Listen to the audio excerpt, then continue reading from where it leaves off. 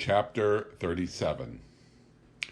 At once we moved aboard the Ghost, occupying our old staterooms and cooking in the galley. The imprisonment of Wolf Larsen had happened most opportunely, for what must have been the Indian summer of this high latitude was gone, and drizzling stormy weather had set in. We were very comfortable, and the inadequate shears, with the foremast suspended from them, gave a business-like air to the schooner and a promise of departure. And now that we had Wolf Larsen in irons, how little did we need it!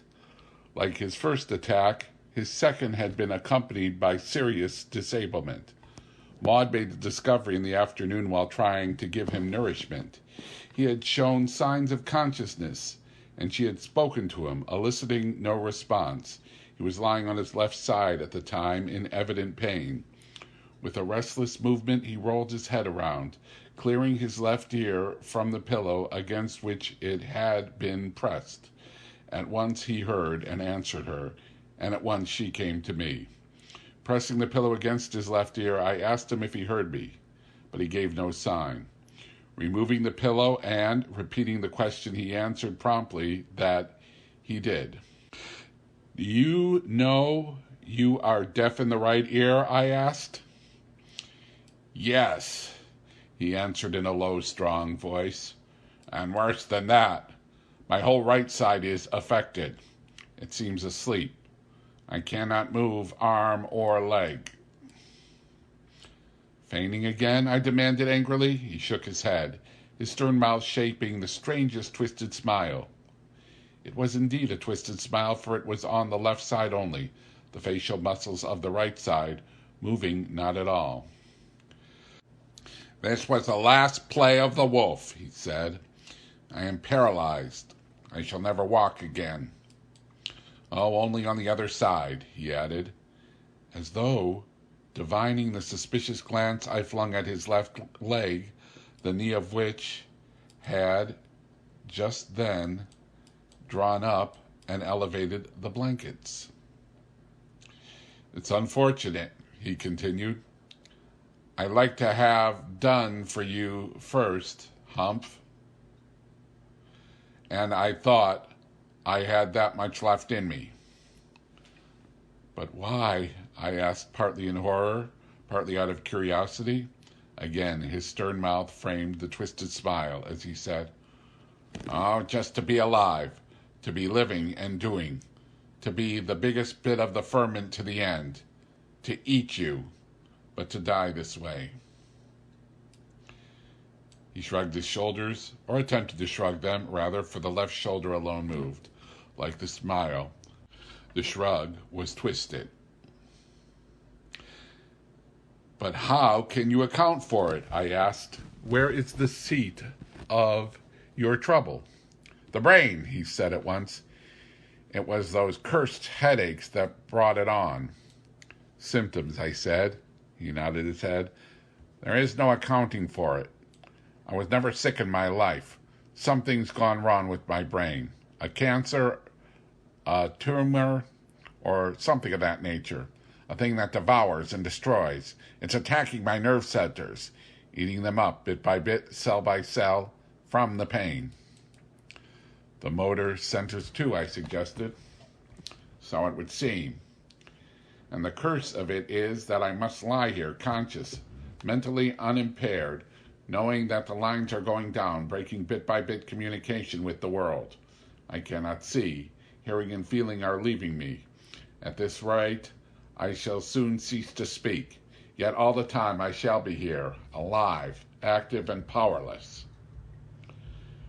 "When you say you are here, I'd suggest the likelihood of the soul," I said. "Bosh," was his retort. "It simply means that in the attack on my brain, the higher physical centers are untouched. I can remember, I can think, and reason. When that goes, I go. I am not. The soul?" He broke out in mocking laughter, then turned his left ear to the pillow as a sign that he wished no further conversation. Maud and I went about our work oppressed by the fearful fate which had overtaken him. How fearful we were yet fully to realize. There was the awfulness of retribution about it. Our thoughts were deep and solemn, and we spoke to each other, scarcely above whispers. "You might remove the handcuffs," he said that night as we stood in consultation over him. "It's dead safe. I'm paralytic now. The next thing to watch out for is bed sores." He smiled his twisted smile, and Maud, her eyes wide with horror, was compelled to turn away her head. "Do you know that your smile is crooked?" I asked him, for I knew that she must attend him, and I wished to save her as much as possible. "Then I shall smile no more," he said calmly. "I thought something was wrong. My right cheek has been numb all day. Yes, and I've had warnings of this for the last 3 days. By spells, my right side seemed going to sleep, sometimes arm or hand, sometimes leg or foot." "So my smile is crooked?" he queried a short while after. "Well, consider henceforth that I smile internally, with my soul, if you please. My soul. Consider that I am smiling now." And for the space of several minutes he lay there, quiet, indulging his grotesque fantasy. The man of him was not changed.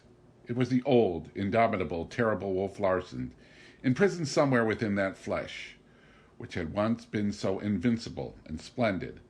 Now it bound him with insentient fetters, walling his soul in darkness and silence, blocking it from the world, which to him had been a riot of action. No more would he conjugate the verb to do in every mood and tense. To be was all that remained to him, to be as he had defined death, without movement, to will, but not to execute, to think and reason, and in the spirit of him to be as alive as ever, but in the flesh to be dead, quite dead. And yet, though I even removed the handcuffs, we could not adjust ourselves to his conditions.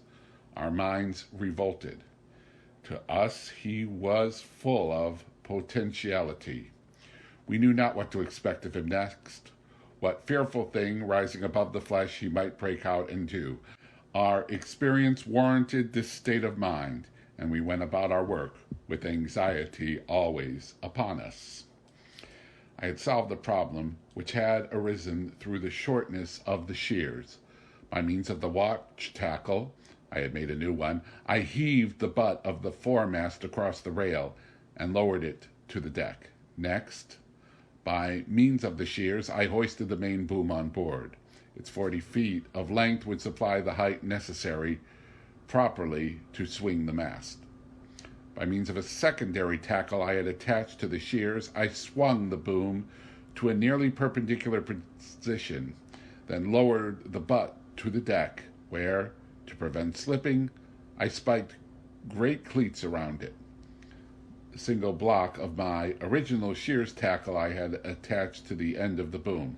Thus, by carrying this tackle to the windlass, I could raise and lower the end of the boom at will, the butt always remaining stationary, and, by means of guys, I could swing the boom from side to side. To the end of the boom I had likewise ribbed a hoisting tackle, and when the whole arrangement was completed, I could not but be startled by the power and latitude it gave me. Of course, 2 days' work was required for the accomplishment of this part of my task, and it was not till the morning of the 3rd day that I swung the foremast from the deck and proceeded to square its butt to fit the step. Here I was especially awkward. I sawed and chopped and chiseled the weathered wood till it had the appearance of having been gnawed by some gigantic mouse, but it fitted. "It will work, I know it will work," I cried. "Do you know Dr. Jordan's final test of truth?" Maud asked. I shook my head and paused in the act of dislodging the shavings which had drifted down my neck. "Can we make it work? Can we trust our lives to it? Is the test." "He is a favorite of yours," I said. When I dismantled my old pantheon and cast out Napoleon and Caesar and their fellows, I straightway erected a new pantheon, she answered gravely, and the first I installed is Dr. Jordan. A modern hero, and a greater because modern, she added. How can the old world heroes compare to ours? I shook my head. We were too much alike in many things for argument. Our points of view and outlook on life, at least, were very alike. For a pair of critics, we agree famously, I laughed. And as shipwright and able assistant, she laughed back. But there was little time for laughter in those days, what of our heavy work and of the awfulness of Wolf Larsen's living death. He had received another stroke. He had lost his voice, or he was losing it. He had only intermittent use of it. As he phrased it, the wires were like the stock market, now up, now down. Occasionally the wires were up and he spoke as well as ever, though slowly and heavily. Then speech would suddenly desert him, in the middle of a sentence perhaps, and for hours sometimes. We would wait for the connection to be reestablished. He complained of great pain in his head, and it was during this period that he arranged a system of communication against the time when speech should leave him altogether. 1 pressure of the hand for yes, 2 for no. It was well that it was arranged, for by evening his voice had gone from him. By hand pressures, after that, he answered our questions, and when he wished to speak, he scrawled his thoughts with his left hand, quite legibly, on a sheet of paper. The fierce winter had now descended upon us. Gale followed gale, with snow and sleet and rain. The seals had started on their great southern migration, and the rookery was practically deserted. I worked feverishly, in spite of the bad weather and of the wind, which especially hindered me. I was on deck from daylight till dark and making substantial progress. I profited by my lesson learned through raising the shears and then climbing them to attach the guys. To the top of the foremast, which was just lifted conveniently from the deck, I attached the rigging, stays and throat, and peak halyards. As usual, I had underrated the amount of work involved in this portion of the task, and 2 long days were necessary to complete it. And there was so much yet to be done. Sails, for instance, which practically had to be made over. While I toiled at rigging the foremast, Maud sewed on canvas, ready always to drop everything and come to my assistance when more hands than 2 were required. The canvas was heavy and hard, and she sewed with the regular sailor's palm and 3-cornered sail needle. Her hands were soon sadly blistered, but she struggled bravely on, and in addition doing the cooking and taking care of the sick man. A fig for superstition, I said on Friday morning. That mast goes in today. Everything was ready for the attempt.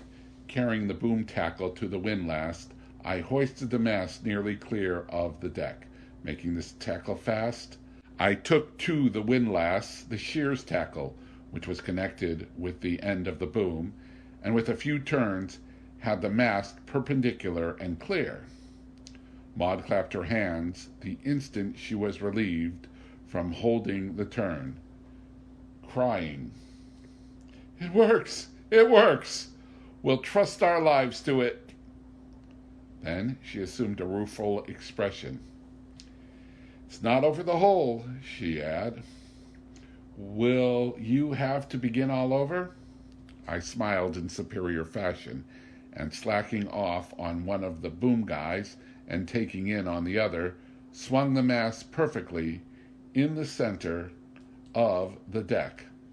Still, it was not over the hole. Again the rueful expression came on her face, and again I smiled in a superior way, slacking away on the bottom tackle and hoisting an equivalent amount On the shears tackle, I brought the butt of the mast into position directly over the hole in the deck. Then I gave Maud careful instructions for lowering away and went into the hold to the step on the schooner's bottom. I called to her, and the mast moved easily and accurately. Straight toward the square hole of the step, the square butt descended. But as it descended, it slowly twisted so that square would not fit into square. But I had not even a moment's indecision. Calling to Maud to cease lowering, I went on deck and made the watch tackle fast to the mast with a rolling hitch. I left Maud to pull on it while I went below. By the light of the lantern, I saw the butt twist slowly around till its sides coincided with the sides of the step. Maud made fast and returned to the windlass. Slowly the butt descended the several intervening inches, at the same time slightly twisting again. Again Maud rectified the twist with the watch tackle, and again she lowered away from the windlass. Square fitted into square. The mast was stepped. I raised a shout, and she ran down to see. In the yellow lantern light, we peered at what we had accomplished. We looked at each other, and our hands felt their way and clasped. The eyes of both of us, I think, were moist with the joy of success. It was done so easily after all, I remarked. All the work was in the preparation.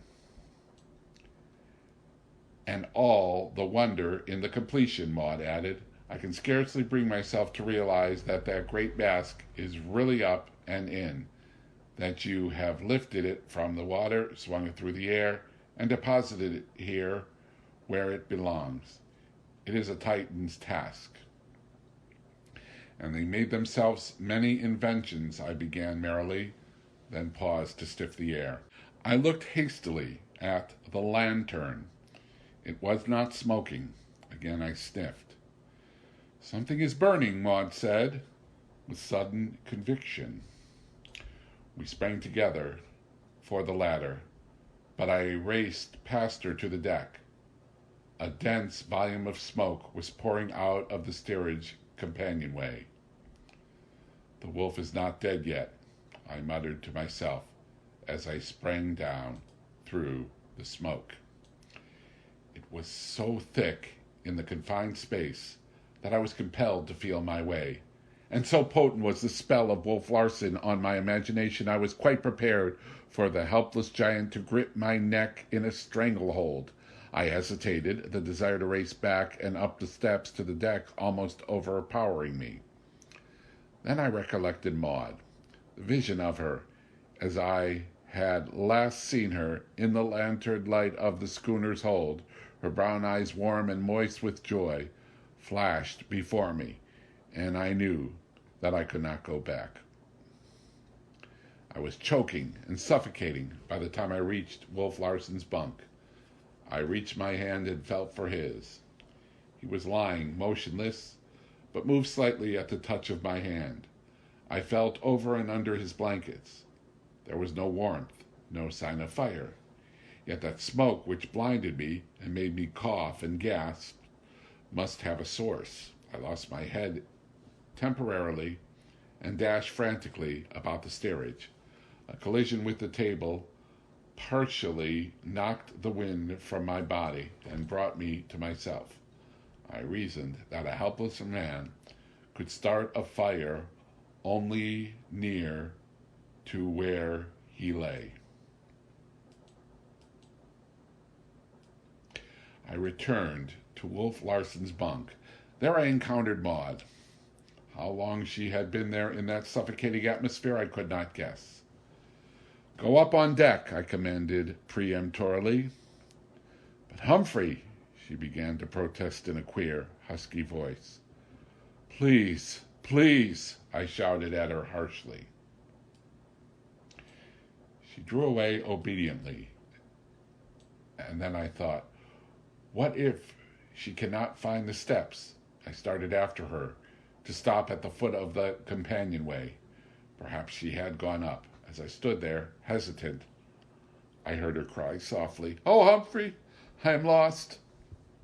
I found her fumbling at the wall of the after bulkhead, and, half leading her, half carrying her, I took her up the companionway.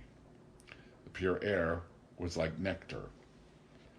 Maud was only faint and dizzy, and I left her lying on the deck when I took my second plunge below. The source of smoke must be very close to Wolf Larsen. My mind was made up to this, and I went straight to his bunk. As I felt about among his blankets, something hot fell on the back of my hand. It burned me, and I jerked my hand away. Then I understood. Through the cracks in the bottom of the upper bunk, he had set fire to the mattress. He still retained sufficient use of his left arm to do this. The damp straw of the mattress, fired from beneath and denied air, had been smoldering all the while.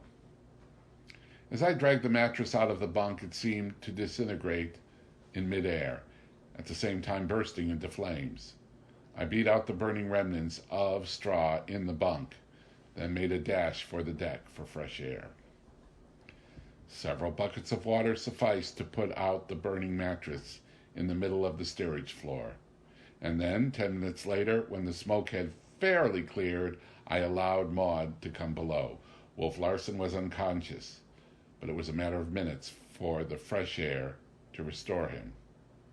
We were working over him, however, when he signed for paper and pencil.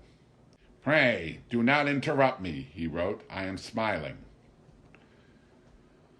I'm still a bit of the ferment, you see," he wrote a little later.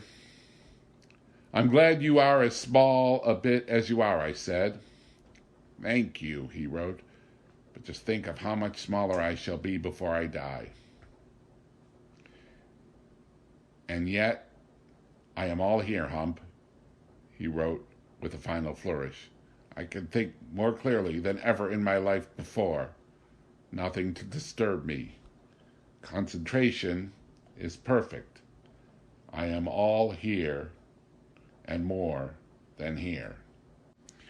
It was like a message from the night of the grave, for this man's body had become his mausoleum, and there, in so strange sepulchre, his spirit fluttered and lived. It would flutter and live till the last line of communication was broken. And after that, who was to say how much longer it might continue to flutter and live? Chapter 38. "I think my left side is going," Wolf Larsen wrote the morning after his attempt to fire the ship.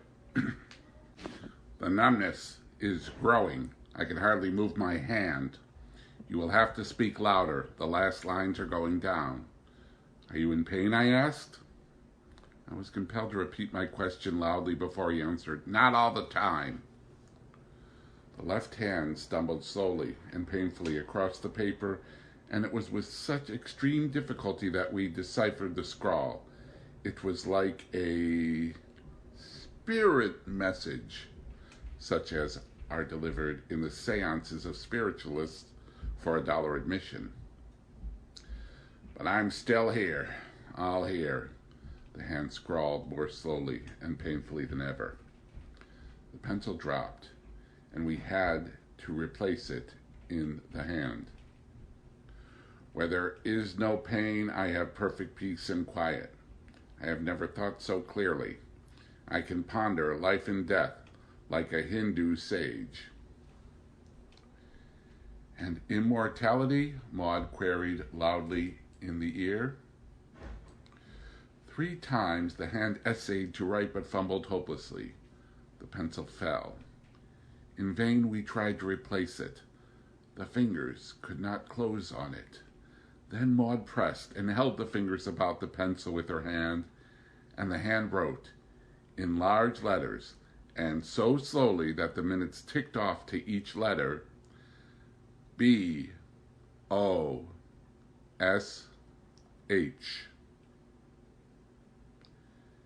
It was Wolf Larsen's last word, quote, Bosh, end quote. Skeptical and invincible to the end, the arm and hand relaxed. The trunk of the body moved slightly.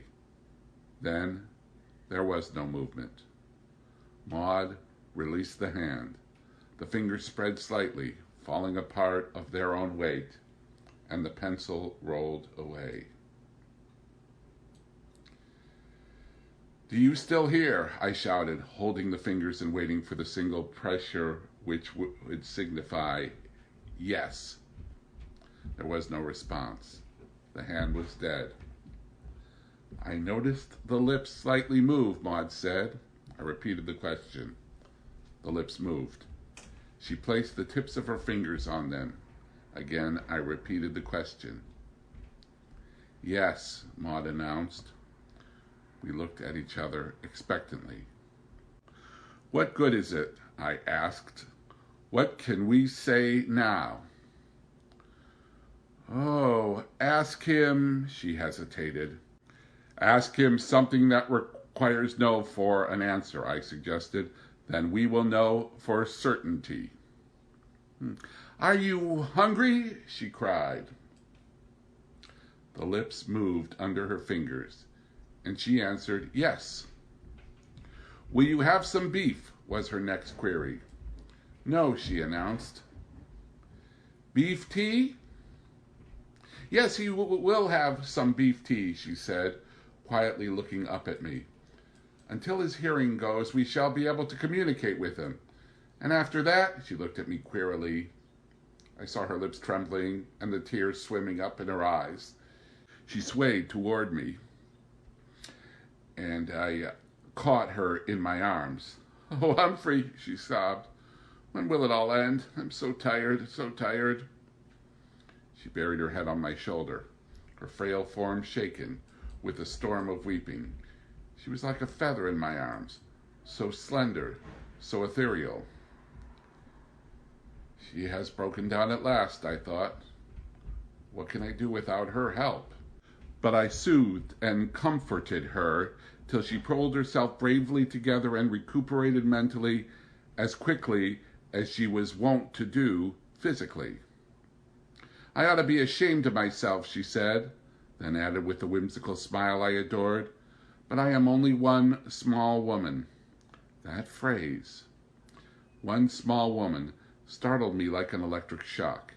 It was my own phrase, my pet, secret phrase, my love phrase for her. Where did you get that phrase? I demanded with an abruptness that in turn startled her. What phrase? She asked. One small woman. Is it yours? She asked. Yes, I answered. Mine, I made it. Then you must have talked in your sleep, she smiled. The dancing, tremulous light was in her eyes. Mine, I knew, were speaking beyond the will of my speech. I leaned toward her. Without volition, I leaned toward her as a tree swayed by the wind. We were very close together in that moment. But she shook her head, as one might shake off sleep or a dream, saying, I have known it all my life. It was my father's name for my mother. It is my phrase, too, I said stubbornly. For your mother? No, I answered, and she questioned no further. Though I could have sworn her eyes retained for some time a mocking, teasing expression. With a foremast in, the work now went on apace. Almost before I knew it, and without one serious hitch, I had the mainmast stepped. A derrick boom rigged to the foremast had accomplished this, and several days more found all stays and shroud in place, and everything set up taut. Topsails would be a nuisance and a danger for a crew of two, so I heaved topmasts on deck and lashed them fast. Several more days were consumed in finishing the sails and putting them on. There were only 3, the jib, foresail, and mainsail, and patched, shortened, and distorted, they were a ridiculously ill-fitting suit for so trim a craft as the Ghost. But they'll work, Maud cried jubilantly. We'll make them work, and trust our lives to them. Certainly, among my many new trades, I shone least as a sailmaker. I could sail them better than make them, and I had no doubt of my power to bring the schooner to some northern port of Japan. In fact, I had crammed navigation from textbooks aboard, and besides, there was Wolf Larson's star scale, so simple a device that a child could work it. As for its inventor, beyond an increasing deafness and the moment of the lips growing fainter and fainter, there had been little change in his condition for a week. But on the day we finished bending the schooner's sails, he heard his last, and the last moment of his lips died away. But not before I had asked him, "Are you all there?" And the lips had answered, "Yes." The last line was down. Somewhere within that tomb of the flesh still dwelt the soul of the man, walled by the living clay. That fierce intelligence we had known burned on, but it burned on in silence and darkness, and it was disembodied. To that intelligence there can be no objective knowledge of a body. It knew no body. The very world was not. It knew only itself and the vastness and profundity of the quiet and the dark. Chapter 39. The day came for our departure. There was no longer anything to detain us on Endeavor Island. The Ghost's stumpy masts were in place, her crazy sails bent. All my handiwork was strong, none of it beautiful, but I knew that it would work, and I felt myself a man of power as I looked at it. I did it! I did it! With my own hands I did it! I wanted to cry out loud. But Maud and I had a way of voicing each other's thoughts, and she said, as we prepared to hoist the mainsail, "To think, Humphrey, you did it all with your own hands?" "But there were two other hands," I answered, "two small hands, and don't say that was a phrase also of your father." She laughed and shook her head, and held her hands up for inspection. "I can never get them clean again," she wailed, "nor soften the weather beat."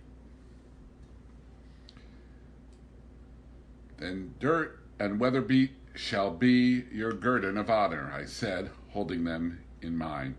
And, spite of my resolutions, I would have kissed the two dear hands had she not swiftly withdrawn them. Our comradeship was becoming tremulous. I had mastered my love long and well, but now it was mastering me. Willfully had it disobeyed and won my eyes to speech, and now it was winning my tongue, and I my lips, for they were mad this moment to kiss the two small hands which had toiled so faithfully and hard. And I, too, was mad. There was a cry in my being, like bugles calling me to her, and there was a wind blowing upon me, which I could not resist, swaying the very body of me till I leaned toward her, all unconscious that I leaned. And she knew it.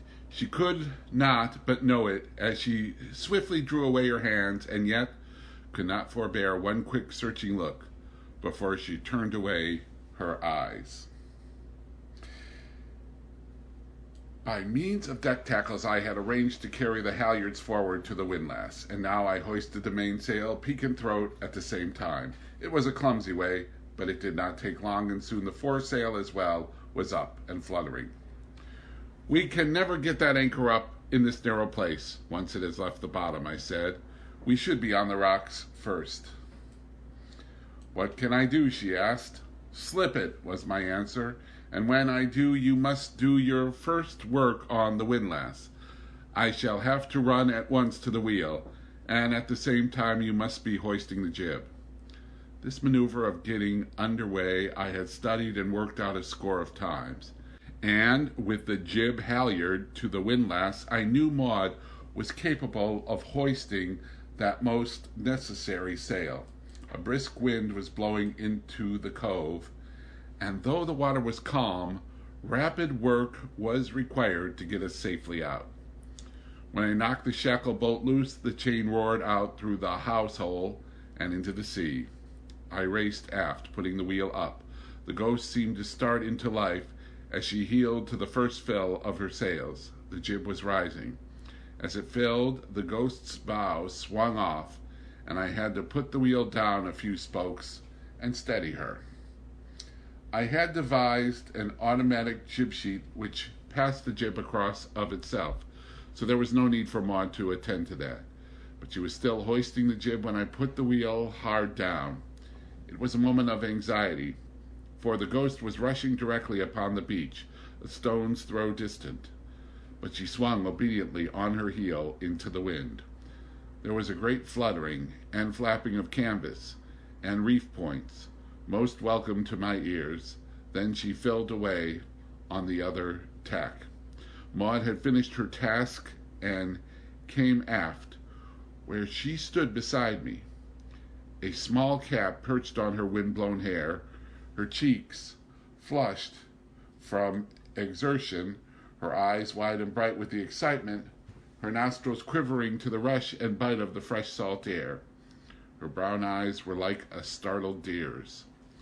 There was a wild, keen look in them I had never seen before, and her lips parted and her breath suspended as the Ghost, charging upon the wall of rock at the entrance of the inner cove, swept into the wind and filled away into safe water. My first mate's berth on the sealing grounds stood me in good stead, and I cleared the inner cove and laid a long tack along the shore of the outer cove. Once again about, and the Ghost headed out to open sea.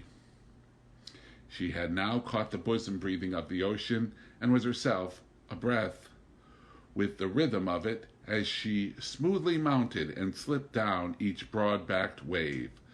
The day had been dull and overcast, but the sun now burst through the clouds, a welcome omen, and shone upon the curving beach where together we had dared the lords of the harem and slain the holashiki.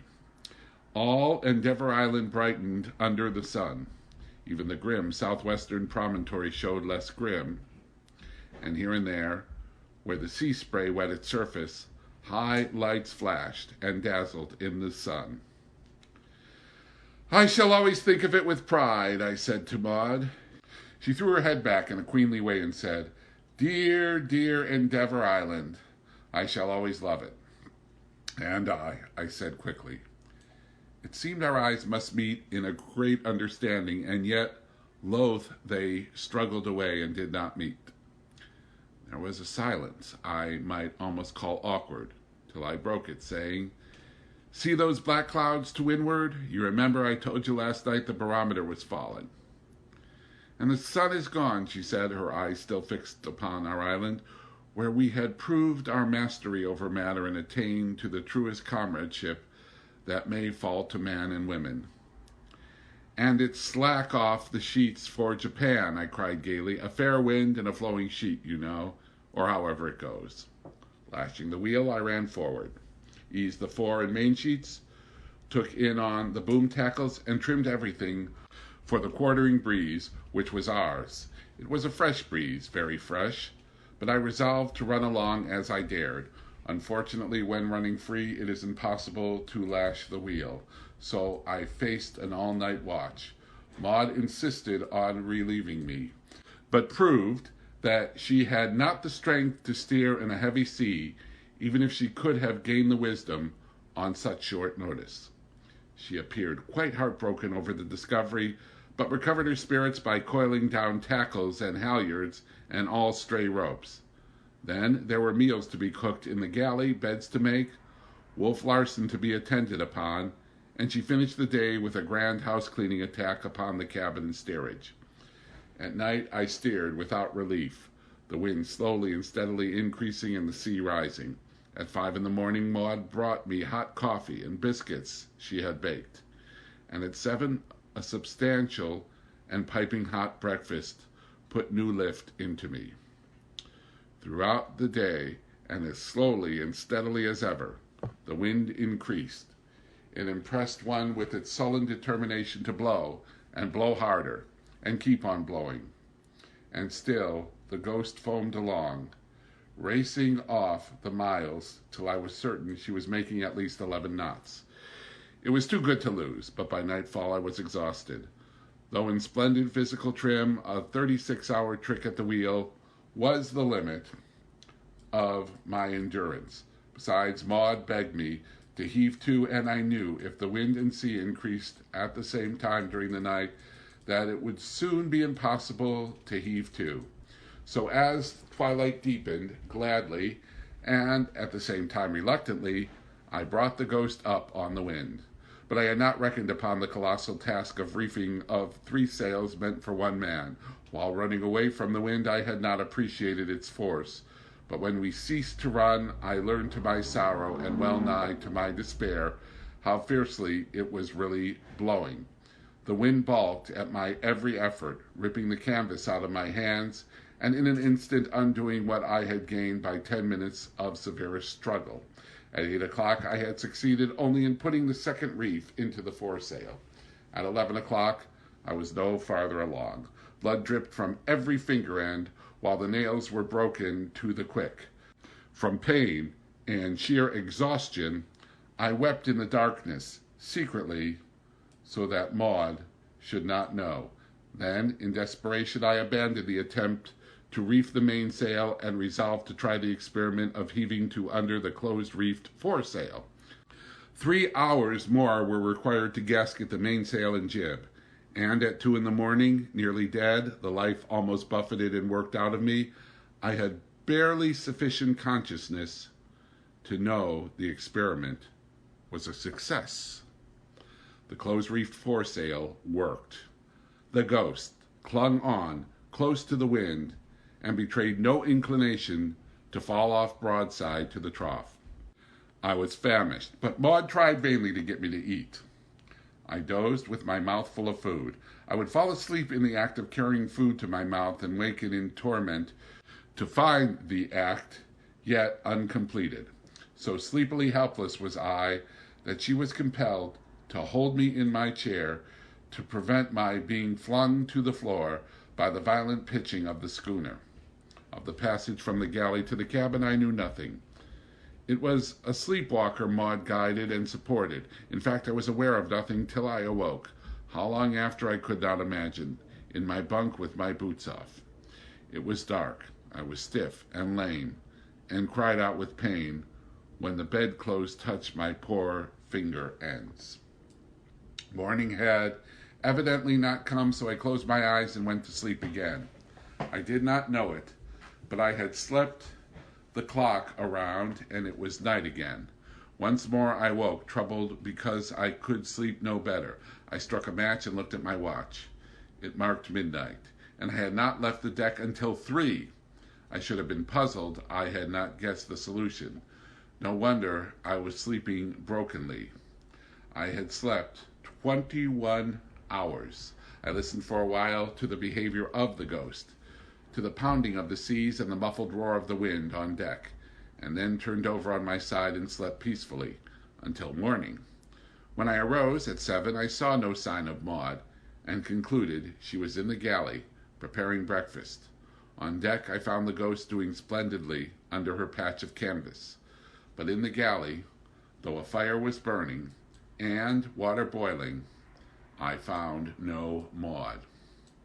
I discovered her in the steerage by Wolf Larson's bunk.